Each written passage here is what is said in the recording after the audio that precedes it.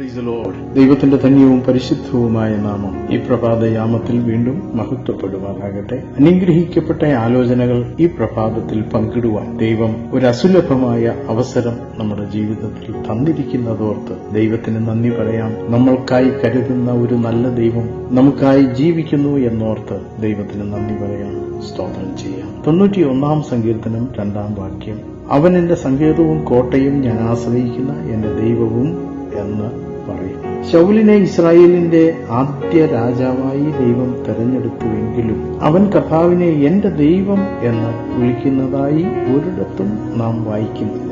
എന്നാൽ ദാവീദ് എന്റെ ദൈവം എന്ന് പല സ്ഥലത്തും പറഞ്ഞിരിക്കുന്നതായി നാം കാണുന്നു. പൗലോസും എന്റെ ദൈവമോ നിങ്ങളുടെ ബുദ്ധിമുട്ടൊക്കെയും തീർത്തു തരുമെന്ന് പറയും. എപ്രകാരമാണ് ദൈവം എന്റെ ദൈവം അഥവാ സ്വന്തം ദൈവമായി തീരുന്നത്? ജലസ്നാനം സ്വീകരിച്ചതുകൊണ്ടോ പരിശുദ്ധാത്മാവിനെ പ്രാപിച്ചതുകൊണ്ടോ ദൈവേഷ്ടം ചെയ്തതുകൊണ്ടോ ദൈവത്തെ നിങ്ങളുടെ ദൈവമാക്കി തീർക്കാനാവതല്ല.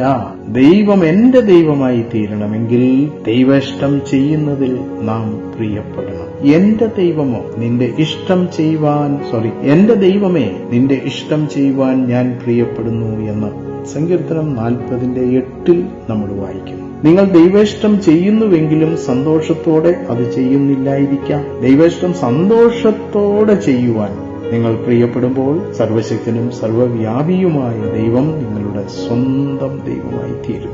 ദൈവത്തെ അറിയുന്നതും ദൈവത്തെക്കുറിച്ച് അറിയുന്നതും 2 വ്യത്യസ്ത കാര്യങ്ങളാണ്. ദൈവവചനം വായിക്കുന്നതിനാലും പ്രസംഗം കേൾക്കുന്നതിനാലും ദൈവത്തെക്കുറിച്ച് അറിയുവാൻ സാധിക്കും. എന്നാൽ നാം ദൈവത്തോട് കൂടെ വസിക്കുമ്പോൾ മാത്രമേ നമുക്ക് ദൈവത്തെ സ്വന്തം ദൈവമെന്ന് അറിയുവാൻ കഴിയുകയുള്ളൂ. അതിന് നാം ദൈവേഷ്ടം ചെയ്യുന്നതിൽ പ്രിയപ്പെടണം. നിന്റെ ന്യായപ്രമാണം എന്റെ ഉള്ളിലിരിക്കുന്നു. 40 സങ്കീർത്തനം 8 വാക്യം. ദൈവേഷ്ടം ചെയ്യുന്നതിന് പ്രിയപ്പെടുന്നില്ല എങ്കിൽ നാം ദൈവത്തെ ഹൃദയംഗമായി മനസ്സിലാക്കാതെ ബുദ്ധിയിൽ മാത്രം അറിയുന്നവരായിരിക്കും. നാം ദൈവേഷ്ടം ചെയ്യുന്നതിൽ പ്രിയപ്പെടുമ്പോൾ ദൈവവും നമ്മിൽ പ്രിയപ്പെടും. നമ്മുടെ പാട്ടുകളും പ്രാർത്ഥനകളും സ്തുതി സ്തോത്രങ്ങളും അവന് ആനന്ദദ്യോതകരമായിരിക്കും. ദൈവേഷ്ടത്തിൽ പ്രിയപ്പെടാത്തവരുടെ ഗാനങ്ങൾ മാധുര്യമുള്ളതായിരുന്നാലും കർത്താവിനത് പാട്ടുകളുടെ ആരവം മാത്രമായിരിക്കും. എന്റെ സങ്കേതവും കോട്ടയും എന്റെ ദൈവവും.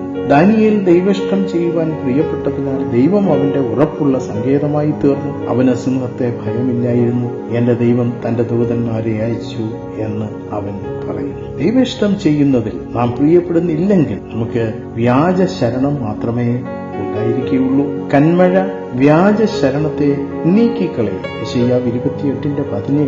ദൈവേഷ്ടം സന്തോഷത്തോടെ ചെയ്യുവാൻ നാം പ്രിയപ്പെടുന്നില്ല എങ്കിൽ ദൈവം നമ്മുടെ സങ്കേതമായിരുന്നില്ല എന്നും നമ്മുടെ സങ്കേതങ്ങളെല്ലാം വ്യാജ ശരണങ്ങളായിരുന്നു എന്നും ഒരു ദിവസം നാം അറിയും. അപ്പോൾ നാം ദുഃഖിക്കേണ്ടി വരും. അതിനിടയാകാതെ നമ്മളെ തന്നെ ദൈവകരങ്ങളിൽ സമർപ്പിച്ചു കൊടുക്കാം. ദൈവത്തോട് നമുക്ക് അടുത്തു ചെല്ലാം. സങ്കേതവും കോട്ടയും എന്റെ ദൈവവും എന്ന് നമുക്കും പറയുവാനിടയാകട്ടെ.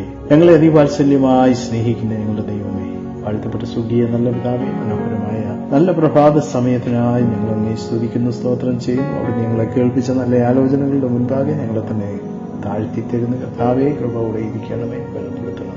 എല്ലാ നന്മകൾക്കും നല്ല ദാനങ്ങൾക്കുമായി ഞങ്ങൾ അങ്ങേ സ്തുതിക്കുന്നു, സ്തോത്രം ചെയ്യുന്നു. ഈ പ്രഭാതയാമം അവിടുത്തെ കരങ്ങളിലേക്ക് ഞങ്ങളെ തന്നെ സമർപ്പിക്കുകയാണ്. തിരുഹിതം ചെയ്യുവാൻ ഞങ്ങളെ സഹായിക്കണമേ. അവിടുത്തെ വഴിയിൽ നടപ്പാൻ ഞങ്ങളെ അഭ്യസിപ്പിക്കണമേ. തിരുനാമം സകലത്തിലും മഹത്വം എടുക്കണമേ. പ്രാർത്ഥന കേട്ടതുകൊണ്ട് സ്തോത്രം. യേശുവിൻ നാമത്തിൽ